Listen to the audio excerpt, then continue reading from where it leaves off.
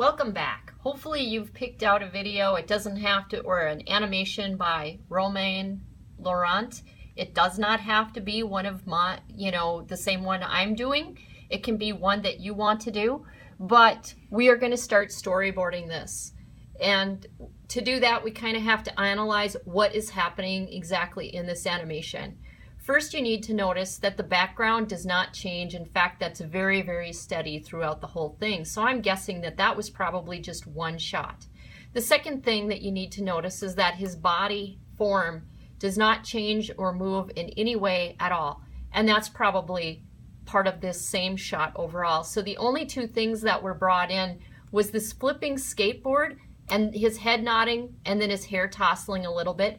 And in the last video we discussed that probably this portion right here was all shot on the same day in the same location because the color and the shading are very much matched, like what's going on with his hands and the rest. And that is a kind of a dead giveaway. Now this flipping skateboard, that's kind of hard to shoot unless you've got multiple cameras going on, which maybe he did.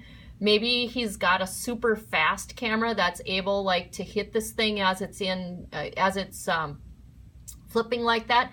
We obviously don't have access to that. So in this case, we'd probably compensate by bringing this piece into the studio and actually taking a series of shots and flipping it with a stationary camera and keeping this board as close to the same distance away with every flip so that we got a real good consistent flip going on here. So now that we know what's moving, we can talk a little bit about what kind of format we want for this animation. Now if you notice, normally on a computer screen, I'm going to pull back, okay? And most things on that are built for a computer screen are built horizontally, meaning that they run the long way rather than the tall way, okay?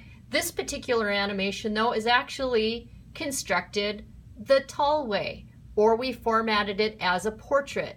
So that means it's going to play really nice on a cell phone. It's also going to play really nice on a tablet if you've got it held upright, of course. And so that changes our storyboards. Traditionally, I've started a storyboard sheet right here. Here's a traditional storyboard, and you can see that all of the cells in it, each one of these little boxes that I drew, that's called a cell. All of those are running horizontally, but our skateboarder actually isn't. So I'm going to change this a little bit so that this matches that. Got it? The other thing that you need to know is that even though I like to draw, I don't like to draw the same thing over and over. So my first cell, I'm going to draw this about like this. And notice that I just kind of roughed it out. There's not a lot of detail. I don't have the buildings in the background or the trees or anything. I just kind of want to have an area so that we can tell this is on a street. This guy's kind of in the middle of a jump. But I don't actually want to have to draw this guy over and over. So because of that, I'm going to draw one nice cell, and then I'm going to the light table. So I'll see you once I get over to the light table. So if you could, draw your cells out and draw your first cell as good as you can. I'll see you later.